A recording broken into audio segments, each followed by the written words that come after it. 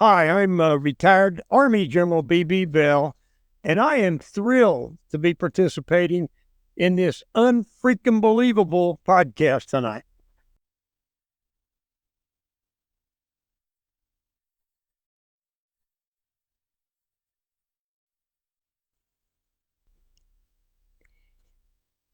Welcome to the Unfreaking Believable podcast. Today is September 11th, the infamous anniversary of the unprecedented terrorist attack that rocked our country 23 years ago. We invite you to pull up a chair, relax, and join in for the next 30 minutes or so as we bring you a guest who will share with you his experience from that fateful day and how it shaped our country moving forward. And as always, it's because of one inciting incident. We believe that life is infinitely stranger than fiction, stranger than anything the mind can invent. You might even say it's unfreaking believable. Welcome to the podcast. We're your hosts. I'm Jen. I'm Jenny. I'm Betsy. How's everybody doing tonight? Boy, I am flying high tonight. We got my parents moved into a supportive assisted living community, and all is looking good. So, that's such a relief. That is so fantastic to hear. It's been an odyssey, and they are being so incredibly supported by the community.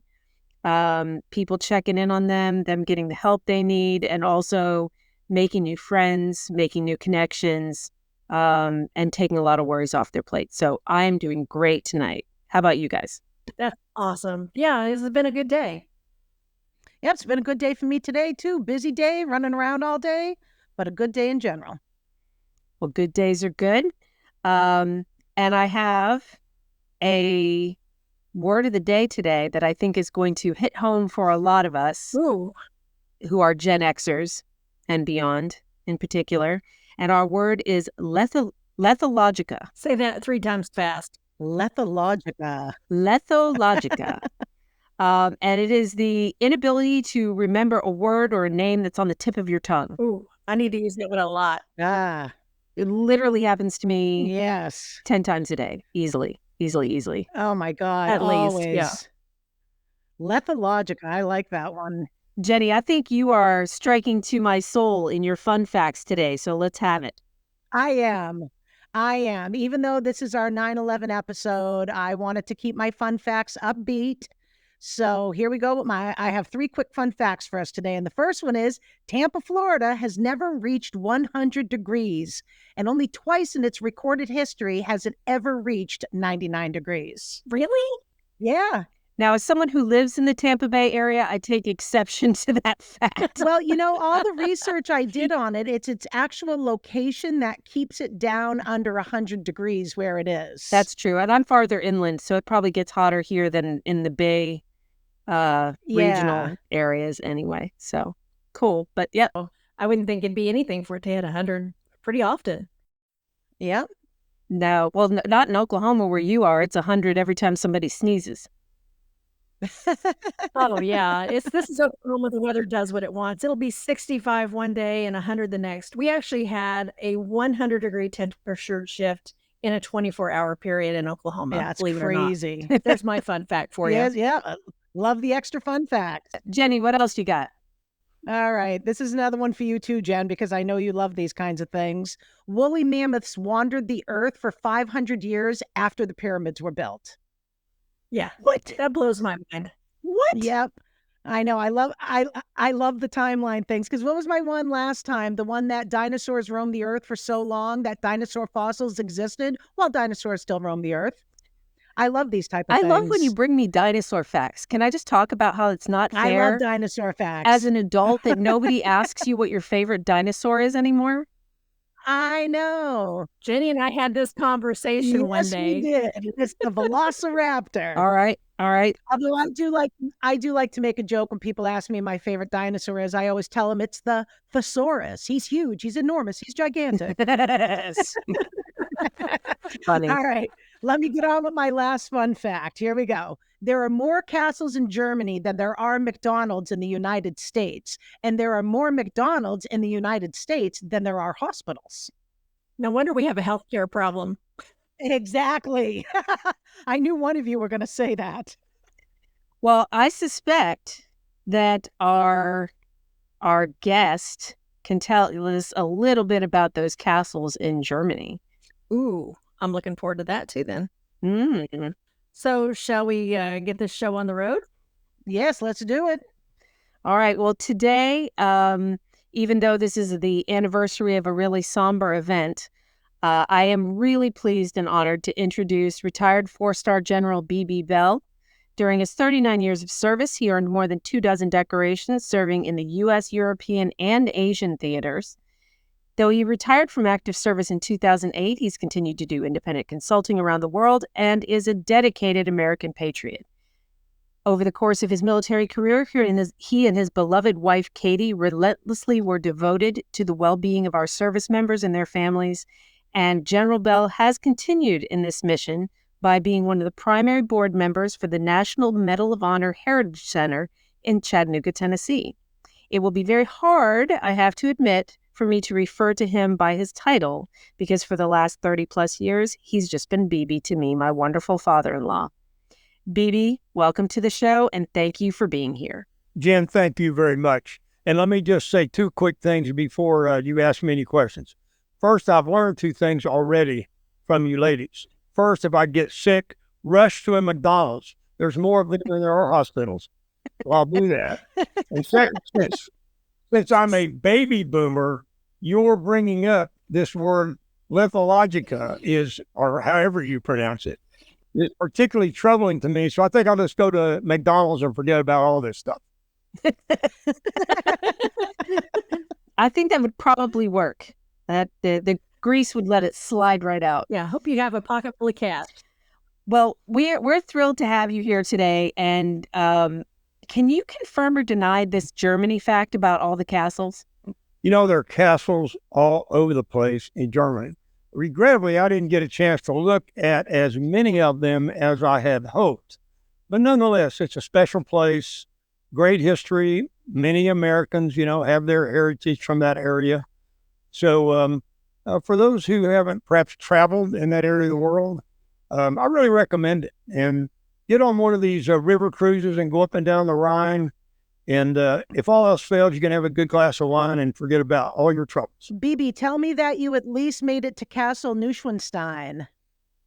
Oh, yes. Almost the first place we went back in 1886 when I first came in the Army. Somewhere. Yeah, we went to the Cinderella Castle right away. Are you kidding me? Yeah, Mad King Ludwig's castle.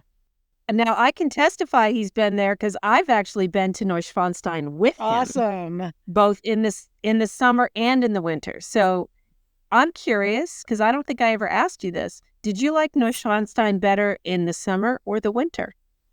To be honest with you, I like the castle at Disney World better.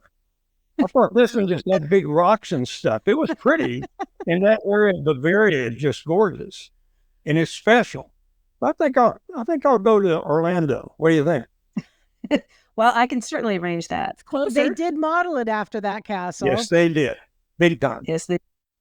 I would like to see it if I ever get the chance to go. I would like to see it in the wintertime, I have to say. If I had the option. It's beautiful. Fall or winter. I will tell you that one of the things that I remember most from Neuschwanstein in the winter, and BB can verify that this happened, our cameras froze up. Oh. The cameras would not work because it was so cold. Of course, that was back in the day when cameras had little clicky things on the side, and you Yeah. flashed them, and then you had to have a flash bulb and all this stuff. So I don't blame the camera. If I was built like that, I'd freeze up also.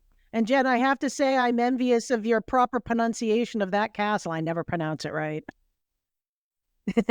Well, I can't even take full credit for that. I studied German when I was in Nice. pre-kindergarten in New York. And I basically, that's just something they did at the school where I lived because there was a fairly decent German population. So I can still sing a little song about a pony in German. Right? I can still speak, not fluently, but I can find my way around, get directions, find the bathroom, order food, that kind of stuff. Right on. And my stepfather also spent some time stationed in Germany. when he was in the military. So, and he was a military principal. He was at in the school. Hold on now. Dear daughter, Okay.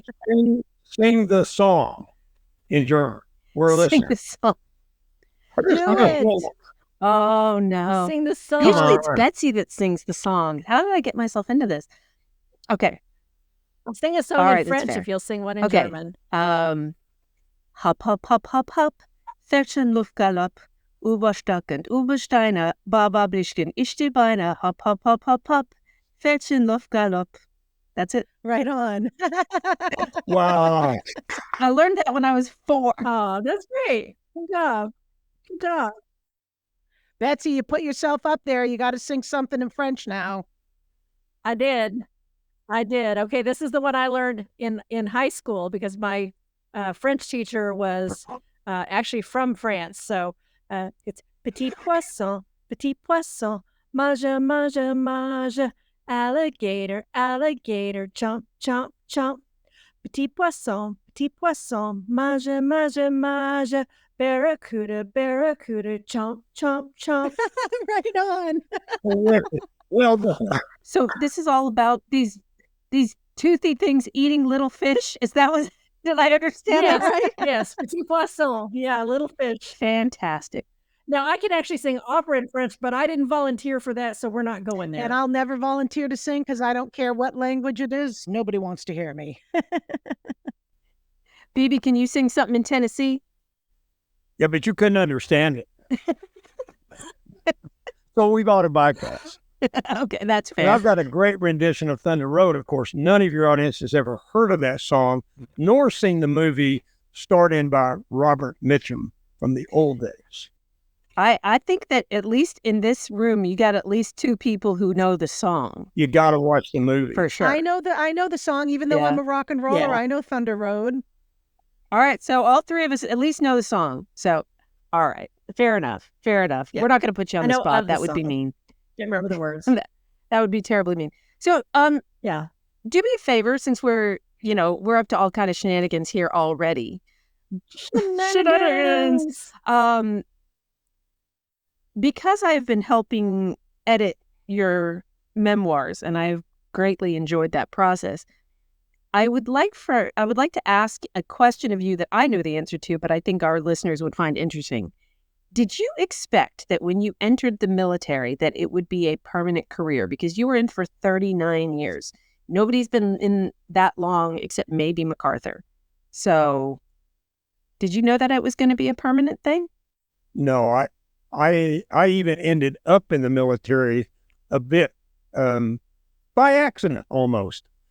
I went to college at a small private school called the University of Chattanooga, about 3,000 students. They had an ROTC program. But when I got there, I wasn't interested in ROTC. I mean, I'm just not. But they were what was called a land grant college. And in those days, land grant colleges had been given land by the government, but there was a little price tag associated with it. And in the case of University of Chattanooga, it was a series of core courses that the government mandated. And those 3 that were offered me for my freshman and sophomore year were band. And I looked at that and said, I don't play an instrument, so forget that. Then it said PE, standing for physical education. And I just played 4 years of high school football. I was missing my front tooth. And I was done with PE. Forget it. So the only thing left was ROTC. So when I asked about it, I said, I don't want to go in the Army. And they said, oh, don't worry, you don't have to go in the Army. Be careful. You don't have to go in the Army. Just Famous last first words. 2 years are free. You just go and you fulfill the core requirement. If you wanted to stay in the ROTC program, you could for your junior, senior years, but you don't have to, so forget about it. So I took ROTC by default. My dad was a West Point officer, and God bless him, he never gave me any coaching on what I should or shouldn't do in my life. He just gave me broad guidance. So way let on the way, I will spare you all the details, but I ended up making a deal with my to-be wife's father, Harry Fields, and it was this simple. When I asked him to marry his daughter, he said, "No, you can't." To wit, I was flabbergasted. Then he said, "I don't want you taking my daughter off to the Army forever." And I said, "Mr. Fields, sir, I'm not doing that. I'm committed to 4 years. I'd ended up on scholarship. And I promise you, I'm getting out of the Army after 4 years." He said, "Well, if you'll shake on that as a promise, then I'll let you marry my daughter. But when you come back, the other thing you have to agree on is you have to come to work for me." And I said, "Are you kidding me? You're going to offer me a job so when I get out of the Army, I got a ready-made job and a great wife? I'm done. I'm cooked. It's over. I'll do it." There's another story about what Katie and I had to do every 4 years for the next 39 years. We didn't get to that last one, but we had many discussions with Big Harry about why 4 years wasn't up yet. So no, I never thought I was going to stay in the military. I just thought I'd be a reserve officer. Little did I know I'd be offered a regular Army commission and that I would become attuned to it. And mostly it was my bride's fault, because when it came into that 4 years, and it's in my memoir, so I'm committed to it, she's the one that said we should really stay in the military and keep doing this. So I get to blame her, but I was culpable. I think she would gladly take that blame. I don't think she would argue a bit. I agree. That's terrific. So can you tell us some of the parts of the world you served in? Yeah, Betsy, we served everywhere twice, it seems like, both with Katie and then on unaccompanied tours, as we might call those, certainly all over Europe. Katie's was with me on most of that, including our first tour when I was on border patrol duty back in the old Cold War days. Certainly we were all over the United States, and I was in Asia, Korea twice, once with Katie and once without her. And then I was in all these other places where we seemed to figure out a way to have a war or something else going on, whether it was Bosnia, Saudi Arabia, Kuwait, Iraq, and then ultimately Afghanistan. I was able to get all those under my belt to a degree. I traveled also extensively in my jobs all over Northern Africa, a little bit of Southern Africa, all the old East European countries. Went to Russia multiple times. Back in the day, we were supposed to make friends with Russia, help them become a democracy, et cetera, et cetera. So one of my missions was to go make nice with the Red Army. So we did that a lot. So yeah, all I can tell you is we moved 33 times in 39 years, physically moved. And I was deployed 7 or 8 times during those periods. And it's just part of life. If you don't like it, you just go ahead and get out. It's not a bad thing. But anybody that complains about the locations and the moves in the military probably has come to a point where they ought to go ahead and consider doing something else. So I don't have any complaints. Yeah. My husband got out of the Air Force just after we started dating. And that's one thing that I regret, that I never got to travel with him, because he went all over the world. Korea, he was in Afghanistan, Iraq, stationed at Milden Hall in England, but he was also stationed in Grand Forks, North Dakota. Oh, so goodness. I don't really miss that one, but yeah, it sounds like an exciting life, just getting to see the world and meet the people and, branch out a little bit. Can you talk a lot about what you did in the military? Sure. I was what we call a tanker, an armor guy, metal stuff that runs around on tracks. And that's where I started my career. And until I was promoted to general officer, that was the focus of my career. So that's what's called in the military or in the Army as a combat arms. Not that the other folks are not in combat. That's not the point. But armored branch, it's called, an infantry branch, an artillery branch. These kinds of branches in the Army are meant to, as gruesome as it sounds, close with and destroy the enemy. That's our job. It sounds gruesome, but it has to be done. That's what it is. where perhaps the other branches are in more of a supporting role towards that end. So I was always a tanker. Loved being in tanks, even though they were cold and very constrained, and they made big targets for the bad guys. You got lots of attention if you were running around in your tank. But nonetheless, it was something I aspired to do when I was in ROTC. Had a great instructor who coached me into armor, and some I loved throughout most of my military career until I was promoted to general officer. Then you have to be a generalist and quit acting like you're a tanker, but start acting like you're a leader of a broader organization. You know, myself, I'm curious because, I mean, it sounds like you have a wonderful wife that was willing to travel with you. And I don't know if Jen had told you ahead of time, I'm a retired firefighter, as is my husband.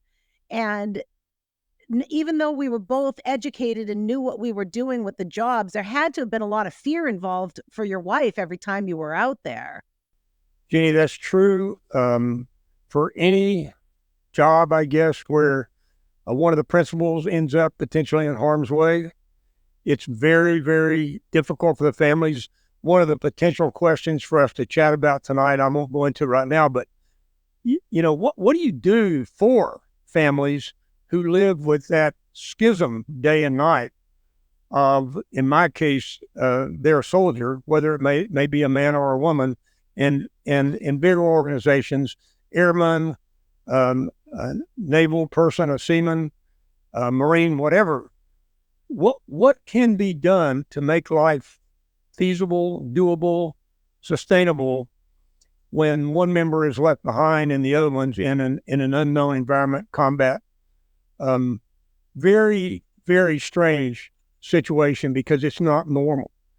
And somehow spouses in the military find a way not to normalize that. War is not normal, but to cope with it in a way that they become stronger. They certainly become capable, and boy, do they take care of one another. They begin to learn what true community is really all about, and they never give that up. I would say both the military folks and their spouses and families, one thing you will always find a strength when you run into them in retirement or wherever. It's the sense of community and the sense of the character of the community. And they will try to further that, they'll advance that, and they'll bring everybody in. It's just totally inclusive. So I give, as we always said when we were in a combat zone, we're trained to do this. It isn't fun. We don't want to be here. But our spouses are not trained to do this, and they have no idea what we're doing right now, tonight at 11:33 p.m. So they're afraid. And so it's tougher on spouses in many respects than it is on the service member who has his or her buddies all around them. It's wonderful that there's that sense of community within the military to have something like that. I know that was lacking in, when I was in service as a firefighter, we didn't get training or help until after an incident's happened. It was called critical incident stress debriefing. So if my husband and I came mutual aid because we were in separate towns, only one of us were allowed to go into the burning building. We had to choose between us because spouses, family members are not allowed to go in at the same time.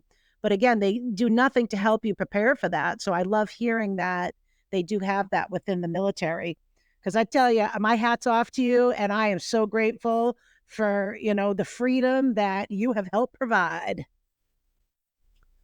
Well, thank you. And oh, by the way, everybody who serves, and I call school teachers service folks, I call firefighters big time service folks, because you're fighting something that not only knows how to fight back, that thing is roaring at maximum speed when you go in to fight it. There's no buildup. By the time you get there, in many cases, this thing is a dangerous situation, yet there are human beings in there in many cases.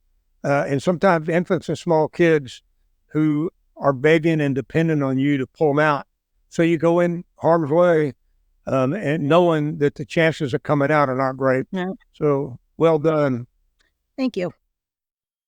I know that in the emergency management realm, one of the things that they teach us, because I have my degree in emergency management, is that, you know, you have to make sure that your family is going to be taken care of. So you prepare your home so that when you get the call, you know that your family is going to be okay, because you can't do the work that you do without knowing that your family is going to be okay. And so that's one of the things that, for me, just making sure my family's prepared, we have a plan, we have supplies. If I have to take off and go in the middle of the night, which I don't do anymore, but if I did, they would be taken care of, and I wouldn't have to worry about where they are, what they're doing. I would just know they're okay. So I could be in the EOC, or I could be at a donation pot, or I could be out doing worker safety annex. So yeah, definitely want to make sure the family's prepared and knows what to expect.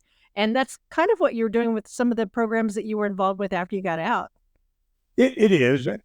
But let me just go back to the point you made. When I was a senior officer and would travel in these combat zones, Iraq, Afghanistan, whatever, and get into some pretty interesting situations that were the combatants were engaged, inevitably, mostly soldiers, because I was dealing mostly with soldiers, but it's true for Marines, naval personnel, whatever, and certainly the Air Force. In the middle of a firefight, sir, what are you doing for my family? What? Don't you want some artillery fire in here? Well, actually, we'll take care of that. We know how to do that. But tell me about my family. And if these, they will start talking about problems. If those who are in combat zones know that their families are being taken care of in a community environment and have opportunity to have their issues addressed and resolved, the morale goes way up. If not, the morale goes down. So it is a function of readiness that we, in the military, take care of the families so that those we're asking to put their lives on the line do not have their personas impacted by fearing that their nation doesn't care. And, that sort of community, it becomes a very much, I think, a part of the fiber of your day-to-day life, whether you're deployed or whether you're, stationed on post with your family. But it seems like if you were to leave the military, either through retirement or deciding you wanted to go a different direction, that could be a pretty rough transition to no longer be actively in that military community. Have you found that to be true? No, it's a great question, and everybody's situation is different. So I know the full range of challenges that service members have when they leave the military, either after 2 or 3 years or after 25 or 30 years. And they're all different based on the experiences the individuals had during service, or even in some cases, what had happened to them in their lives before they came on active duty.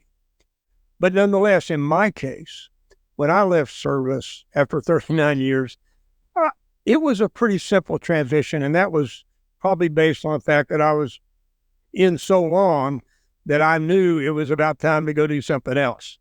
I wasn't tired, and I was fully ready to continue to serve. But when Secretary of Defense Bob Gates called me up, I was in Korea as the United Nations commander over there. He said, I think he said General, but he might have said DV. I can't remember. He said, what do you, and this was a year and a bit before I retired. He said, what do you see for yourself in the future? And I said, well, Mr. Secretary, at the end of this tour, I'm going to retire. I said, it's time. I got to make way for other people. And, at the time I was 60 years old, and I said, this is a young soldier's game. It's time for me to retire. He says, okay, when would you like to retire? And to his credit, he let me pick the day. And so it was a smooth transition because he put it all on my back. That's not true for everybody. But what I can say is that when Katie and I retired and came back from overseas, we had each other. We had great family. Jen, Buck, and young Jenny Haley Bell. That's another story, my granddaughter. We had a great community, and it was an easy transition for us. You know, I'm curious because Jen had mentioned work that you've done to help after the terrorist attack on 9/11, and I'm interested in this. I don't know if Jen mentioned to you, when 9/11 happened, the company I worked for, we actually occupied the top floors of the North and South Tower. They were all server floors, and I worked outside the Boston area, so I wasn't there that day. Just our technical support teams were that worked there. And so I'm interested to hear about some of the things that Jen had mentioned that you did in support after 9/11. Well, Jenny, it was, it changed our lives, to say the least. Indeed. Pretty much everybody in the military at that time was in what we call a battle rhythm. Not that they were at war. Indeed, we didn't have a lot of conflict going on at that moment. I'd been deeply involved in Bosnia and Kosovo and those kind of places. But in general, it was relatively quiet. So what you had is a high operational tempo for training and readiness. Believe me, the military will always find a way to keep you away from home, peace or war. They just do. And if it's war, you go to war. If it's not war, you go to training. So, but nonetheless, when 9/11 happened and we immediately started deploying forces to Afghanistan, and they were a large number of light infantry forces. And then just a little over a year later, we sent all our heavy armor into Iraq in a second front war. You all of a sudden had an operational tempo for units and families that was unlike anything that our military had seen, certainly since World War II, and maybe including World War II. And I can explain that. But nonetheless, all the programs, processes, family support activities that we had in place for families were at that moment almost null and void. They weren't enough. And what I learned ending up in Europe after 9/11 as a four-star, that most of our programs had a limiting factor on top of it, and it was pure money. And so we were only able to service our families to a level that the money would allow. And of course, what I told the Pentagon, and indeed the President of the United States, sir, I'm going to spend money that I don't have, and I don't care. And if you fire me, that's okay too. I understand. But we're going to do everything that these families need, and I don't care what it costs, because their soldiers, sailors, airmen, Marines, if they're not in combat, are getting ready to go back to combat. There's nothing normal about now, and there's not going to be. And to Washington's credit, they said, send us the bill.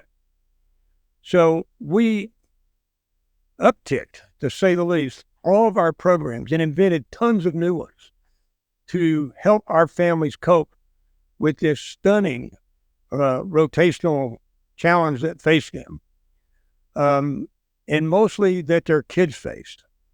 For example, what you don't want to do when you keep rotating service members into war is move the family off the installation where they currently are. They've got friends, they might have a church, they got a store where they know people. So you don't say, well, now I'm going to move you from post X to post Y while your husband's deployed. But that kind of stuff would be going on had we not just stopped the force moving, recognizing that that the soldiers, sailors, airmen, Marines, they were moving a lot. So we had to stop moving families and start spending money on families, and tons of it, so that whatever they asked for, we had a pool of funds that we could create that capability. It's crucial in overseas environments.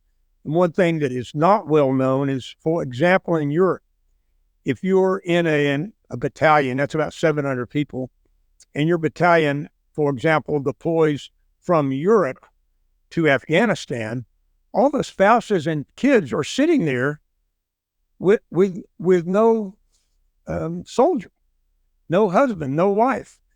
And they got two choices: give up and go back to the States, or have somebody help them take care of themselves. Frankly, all their community that they're used to, everything they know, all their friends are in the Army.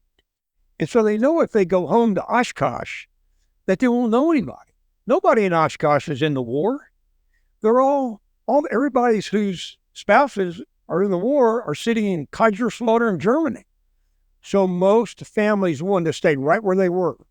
They wanted to unite as groups, and they wanted the resources made available to them so that the stuff that they don't have in an overseas environment would be made available to them. And that's what we try to do, make the overseas location for families whose service members are onward deployed into combat zone, make enough stuff available to them, both counseling, psychological, physical, you name it, so that their needs were met. That's fantastic. And I have to admit, it's kind of cool how casually you just said you told the President of the United States, you know? I just told President Bush, you know? Having worked for the government, anytime somebody says, I don't care how much it costs, they care. Trust me, they do. So that's refreshing to hear somebody say that. Some of the interactions I had with Secretary of Defense Rumsfeld and President Bush, we'll hold those for another podcast, but quite an opportunity, very interesting, from time to time more combative than you would hope, but nonetheless, that's the way life is.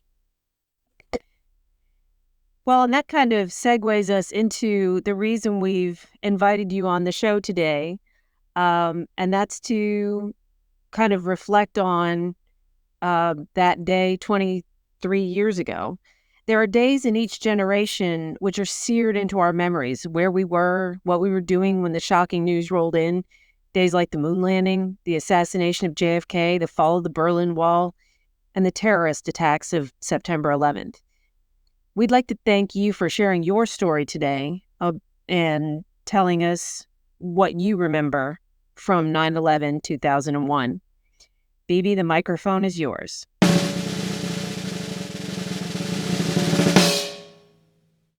Well, thank you. First, I would recognize, and I understand that even a 40-year-old person who's listening to this podcast was only 17 years old when this happened. And so as time moves on, it's a little more complex to say we all remember what we were doing on 9/11. Well, maybe many of us do, but maybe many of us don't. So bear with me if I stray off thinking that everybody knows what I'm talking about, because I realize that the years have come and they're still moving forward. But nonetheless, we all who were there and were adults at the time, I suppose, and also for some young people who were more directly involved with it, remember clearly what they were doing and where they were when that tragic day occurred on September 11th, 2001. Here's my story. Please interrupt if I am droning on too long, but I think you'll find it a teensy bit unique, although my wife used to always say never qualify unique. It either is or isn't. So maybe a unique experience would be the right word. I was a corps commander during this era. A corps in the Army is a big outfit. We have 4 corps in the Army. So you can see if you only got 4 in the entire American Army, there's a whole bunch of folks that are in the corps. Inside that thing are what we call divisions. A division's about 20,000 folks, and I was a corps commander. We had about 70,000 soldiers in my corps. I was in command of 3rd Corps, what we call a heavy armor corps, a bunch of tanks and stuff. And, tens of thousands of families spread all over the West and the Midwest in Texas. My headquarters was at Fort Hood, Texas. And a lot of my stuff in the Corps was at Hood. But we had places, a lot of Corps assets at Fort Carson and Fort Riley, Kansas, and just Fort Bliss, Texas, you name it. So nonetheless, I was worried about the post of Fort Hood as well as my entire Corps. And we had a congressional delegation from Texas that was very powerful, led by a senator named Kay Bailey Hutchison. I don't know if your audience had ever heard of that woman, but she was a very astute and powerful and effective senator back in the day. Well, heck, she was my senator. So I felt obligated from time to time. I decided to go to Washington and brief our CODEL, our congressional delegation, including our senators and our congressmen, on what Third Corps needed, and particularly what we needed in the state of Texas in this case, because not that they didn't care what we needed in Colorado, they really cared more about what I needed to say at Fort Hood. So on the 10th of September, 2001, my aide-de-camp and my enlisted aide and several staff officers flew on military air up to Andrews Air Force Base and then on over to D.C. proper to prepare for a presentation I was going to make to Senator Hutchinson on September the 11th, the next day. We spent the night at Fort Myer, which is the big Army post there in Washington, next to which is, of course, Arlington Cemetery. Spent the night there. And the next morning, we went to the Pentagon. I went to the Pentagon at about 7 o'clock in the morning to what's called, are you ready for an acronym? The FORSCOM Liaison Office. FORSCOM is an acronym that stands for Army Forces Command. And irrespective of what that name says, it's the headquarters that's in charge of all Army forces in the continental United States. Well, not continental, including Hawaii and Alaska for that matter. But so it's not Europe, it's not Korea, it's the United States proper, FORSCOM. And so they have a liaison office. And if you happen to be a leader serving in FORSCOM somewhere, as was I, Third Corps commander at Fort Hood, you went to this office to use their office space. There was a secretarial pool there. There was a lot of capability. And so I went there at 7 o'clock in the morning to read the Early Bird. That's a Pentagon document that tells you what happened in the world that night, to catch up with things I needed to know about when I was talking to our CODEL, and do my final preparation for the session that I would have with them. In about 8 o'clock, I got my aide-de-camp, Gary Brito. Gary is now a 4-star general and one of my last known guys who are still in the Army. But he was a major at the time, and I said, Gary, it's time to go. Let's head out. So we got a staff car that was provided, and a little after 8 o'clock, we headed over the 14th Street Bridge, headed up to Capitol Hill. Got to Capitol Hill, no problem. Went inside to the Legislative Liaison Office, provided the military to do final preparation for my briefings. And we were glancing at CNN, which was in those days what everybody watched. Maybe they still do. And it was right about 9 o'clock. And my session with Kate Bailey Hutchinson was at 9:15. And was just glancing up, and all of a sudden they broke into a news flash, whatever they call it. And there was a discussion by the person that there's been an airplane that crashed into the North Tower of the World Trade Center.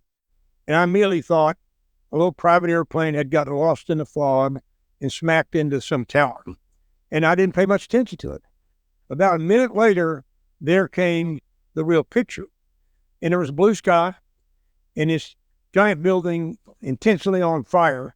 And you could actually see where the wingtips of the aircraft that had hit it went from about full side to full side of a giant building. So it was obviously a giant airplane like an airliner. And I sat there and looked at it, and it still didn't dawn on me what was going on, other than how in God's name, I thought, could an airliner get off course going into LaGuardia and hit the World Trade Center on a bluebird morning, perfectly clear. And then almost instantly, it seems like, maybe it was 2 or 3 minutes, but the commentators began to yell and scream at each other.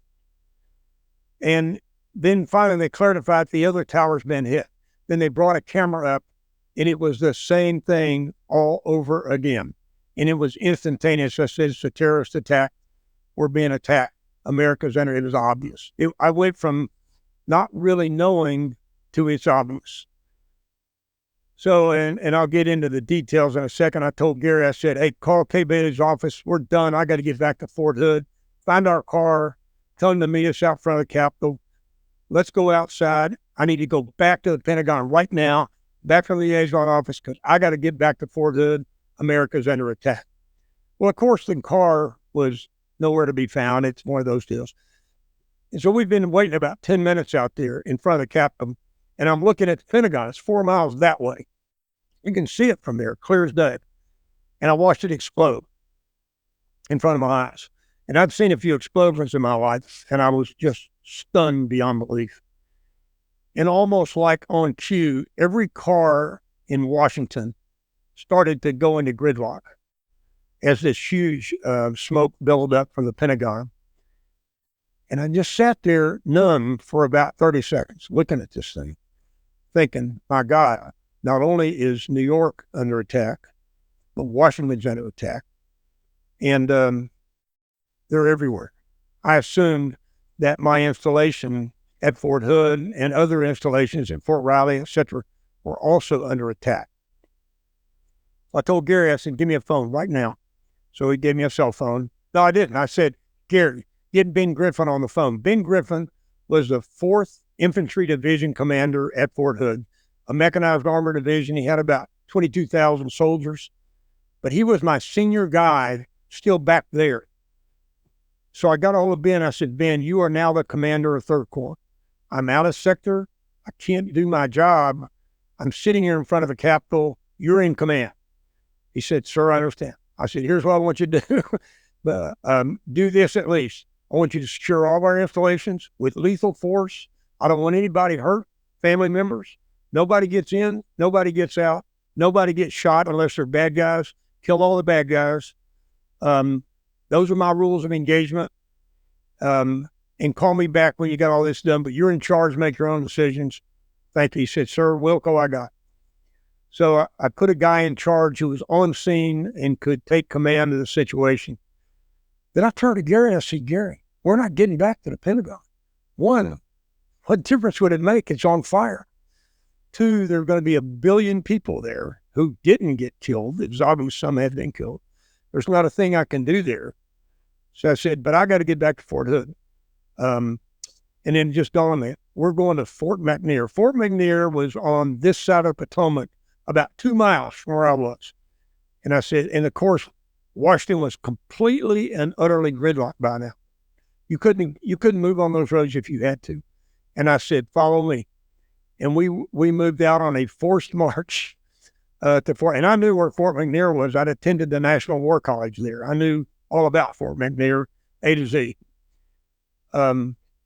So we just went overland to Fort McNair as fast as my little legs would take me.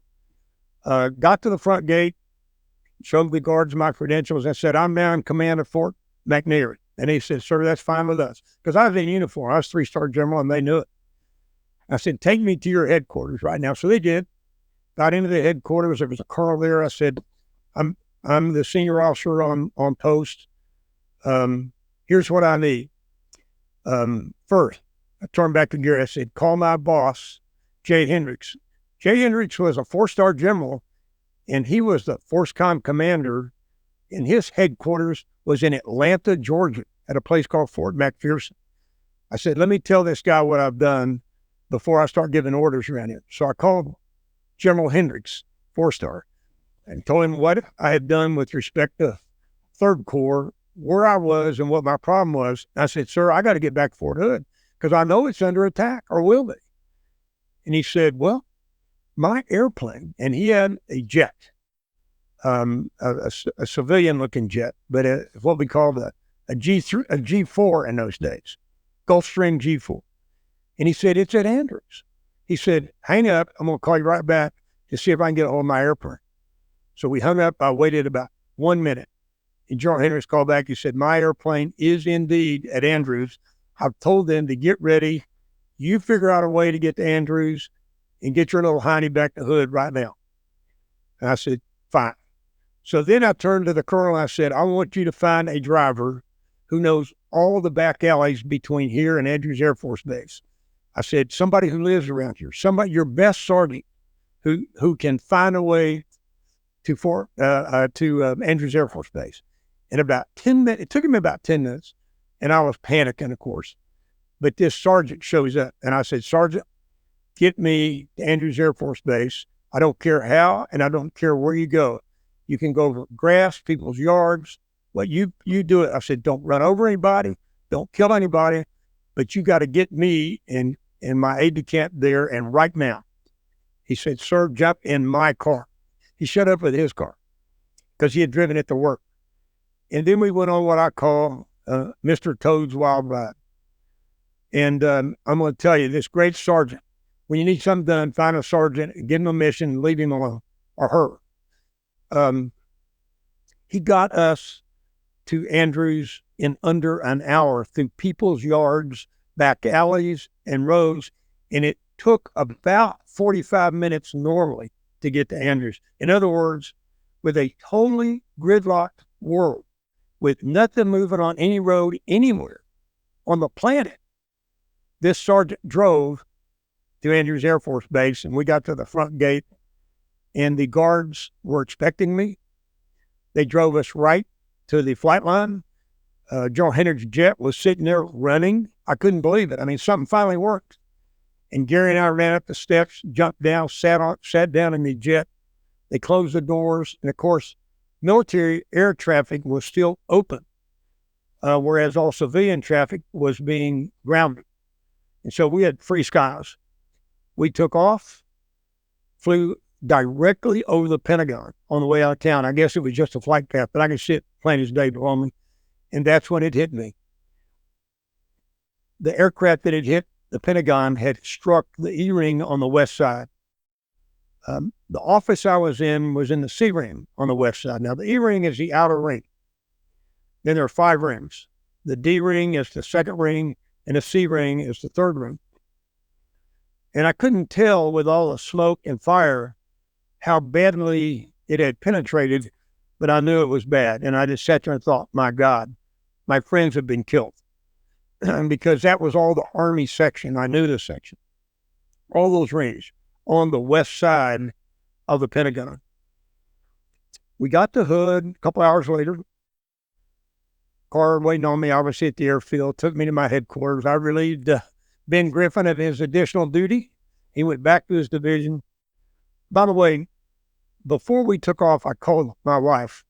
First time I'd had a chance to call her. We were sitting in the airplane waiting for clearance. And she was obviously panicked. She thought we'd been killed in the Pentagon. But she said, but Ben told me you were still alive.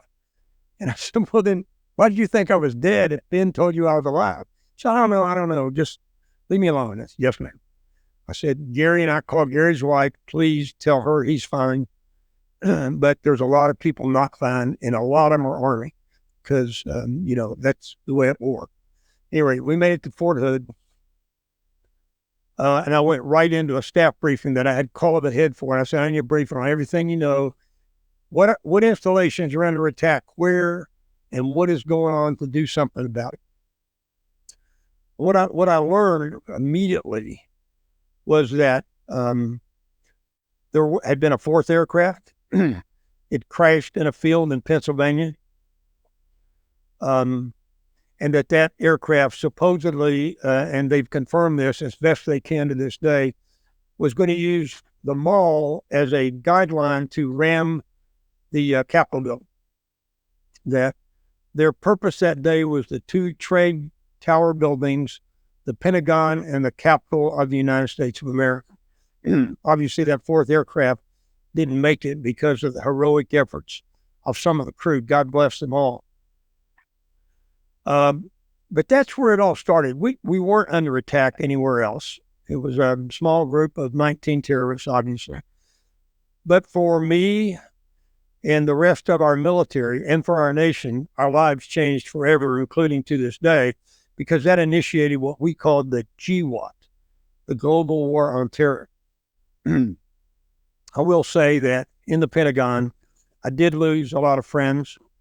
The airplane obliterated the E-ring on the west side, punctured the D-ring, and splashed jet fuel throughout the C-ring so it burned. One of my, and this is a little tough to talk about, one of my good friends in the Army, a Lieutenant General named Tim Maud, was the DESPER, the Deputy Chief of Staff for Personnel for the Army. And his office was in the E-ring of the Pentagon. Tim and all his staff in dozens of other Army personnel folks were caught up in the crash of the aircraft and were obliterated. The good news is that they found Tim's wedding ring.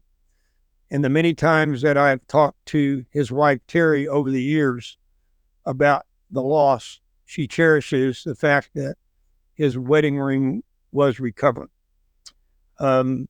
So not only did we have these tragedies in New York, which took the lives of many, many more people, but it came home close and personal to one 3-star General B.B. Bell, who had lost friends and who himself could easily, the people in the liaison office all suffered smoke inhalation and injuries. None of them were killed, but I could have been sitting with Tim having coffee easily. I was spared by the good Lord somehow. There, and then standing in front of the Capitol building, I suppose I was spared yet again for the heroic actions of the folks over Pennsylvania, because that airplane never crashed into the Capitol. So I kind of committed to that moment to do whatever my government asked of me to try to alleviate, to the extent that I could help, this challenge to America called terror. We still have it with us today. We certainly made tons of progress in securing our nation. We haven't had anything like 911 since 911. We can sort of talk about the risks that we face, but to the credit of hundreds and hundreds and thousands of now passed away service members and tens of thousands wounded service members who've played dearly, and families and spouses and kids who've lived with the trauma of the global war on terror, all I can say is God bless them all, and thank you for your sacrifice. Thank you for your service member service. And I pray that we will never, ever face such a event as 911 again. So that's kind of what happened to me on that fateful day. Betsy, Jenny, and I'll be glad to answer any more of your questions about it. I tell you, one of the things that always fascinates me is when that first plane struck where we all were when we heard about it, most of us seemed to be in denial. Like even myself, when my husband called me, because we worked for the same company, and he called me, even though in the back of my mind, when he said a plane crashed into the World Trade Center, in the back of my mind, I'm thinking bin Laden, even though what came out of my mouth was like a Cessna, because, you know, you don't want to believe it. But I'm thinking, you know, they already tried to bomb the World Trades in 91. And then what McVeigh did in 94 with the Murrah bombing in Oklahoma. So I remember 95. Did you? Oh, sorry about that, Betsy. Thank you. And I remember standing up in that room without even confirming yet. And I told my entire floor, we are at war. Yeah, what a great insight you had. It took a little more prodding for me to get to that point. You're exactly right. This wasn't the first time the World Trade Center had been attacked, and it almost collapsed. One of the towers then with an underground bomb down in the parking area. But you know what crossed my mind when even when I saw on a Bluebird day clearly an airliner crashed into, my mind went right back to the World War II era when a big bomber struck the Empire State Building. But of course that was at night in a rainstorm, and so I was trying to reconcile that. How could this happen? You know, I'm sure it's an accident. My toady brain was thinking, and then boom, the second one, and it was instant. I didn't have to think anymore. It just instant. But yeah, you're right. You already knew. I walked over to my husband's building. He worked in a network operations center, and this thing rivaled NASA's. NASA even came to tour our facility because it was so high tech. And on a movie theater size screen, when we were in there, because I had to have somebody let me in, handprint technology and everything, my husband and his colleagues are on the phone with somebody in that second building who was on the 86th floor. They were working their way down. They couldn't breathe from the smoke from the building before. And while we're all standing there listening to him watching the screen, that second plane smacked right into where they were. So it really shaped and changed all of our lives. Whether you knew people there or not, it impacted us deeply. Yeah. And Many people today don't have a memory of that day, and I understand that. Time moves on. I don't have a memory of Pearl Harbor other than what I read about. But many Americans do remember it, just like it was yesterday. I've been around so long, I remember when Kennedy was assassinated. I do. Yeah. Most people don't. The vast majority don't. So time moves on. The issue is, Jenny, that while time moves on, we can never forget these events where our democratic way of life, the freedoms that we enjoy, the wonders of this country that we all share, when we are threatened, we can never walk away from the fact that unless we defend it, we won't have it anymore.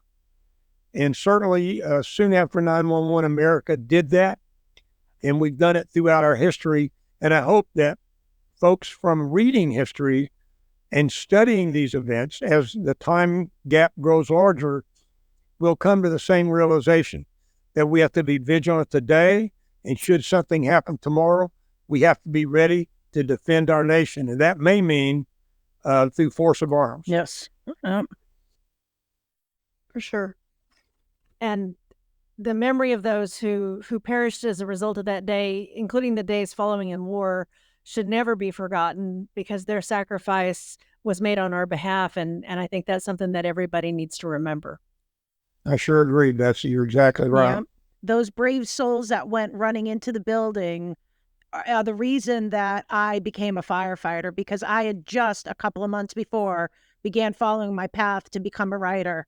But I instead, watching what took place, I'm like, I need to be one of those people running into the buildings, because I know it's something I'm capable of doing.